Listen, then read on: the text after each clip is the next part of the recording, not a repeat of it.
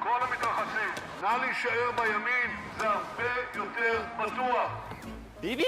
It's been another classic performance. In the campaign ads, a touch of humour underscored by fear.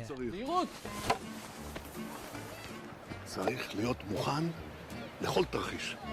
Painting a picture of a country under threat. ב-17 בספטמבר אני אמור להתחיל משמרת נוספת, אבל רק אתם תחליטו מי ישמור עליו. In April this year, Benjamin Netanyahu defied predictions and won an unprecedented fifth term as Israeli Prime Minister. His supporters called him a magician. But the magic spell didn't last long, and unable to form a coalition, he called a fresh election.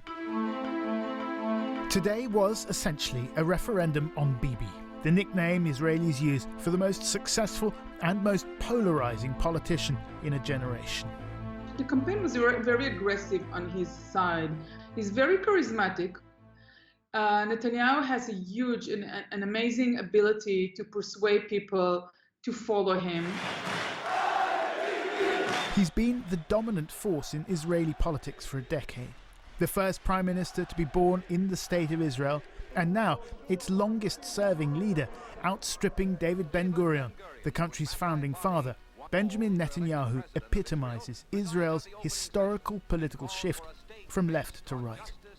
Some people have described it as being Israelis versus Jews, in the sense that Israelis used to see themselves as this new nation of Israelis, and now many Israelis are emphasizing the Jewish character more. And sometimes this has real implications in policy, but often it's not so much a policy issue and much more a feeling of national character. Iran lied.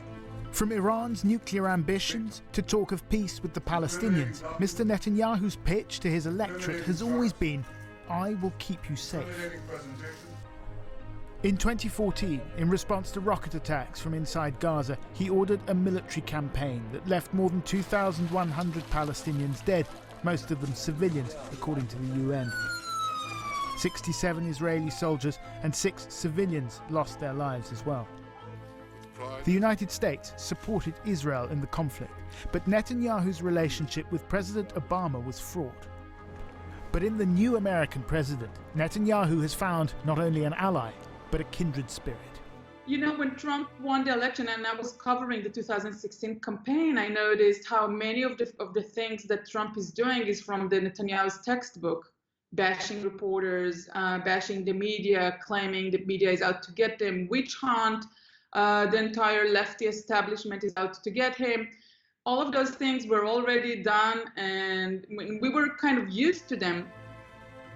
Since taking office, Donald Trump has aligned the United States with many of Netanyahu's policies: withdrawal from the Iran nuclear deal, recognizing Israeli sovereignty over the Golan Heights, moving the embassy to Jerusalem, and cutting off aid to the Palestinian Authority. Donald Trump has emboldened Prime Minister Netanyahu to do things just like we saw last week, to say, I plan to annex 1/3 of the West Bank. I plan to annex the territory, for all Israeli settlements will remain under Israeli sovereignty. These are things which would make it impossible to create a Palestinian state. Israel is reaching the point under Netanyahu where it either has to, reverse course and move quickly to 2 states, or it needs to kind of accept the reality that it governs the lives of Palestinians and really ought to give them the right to vote.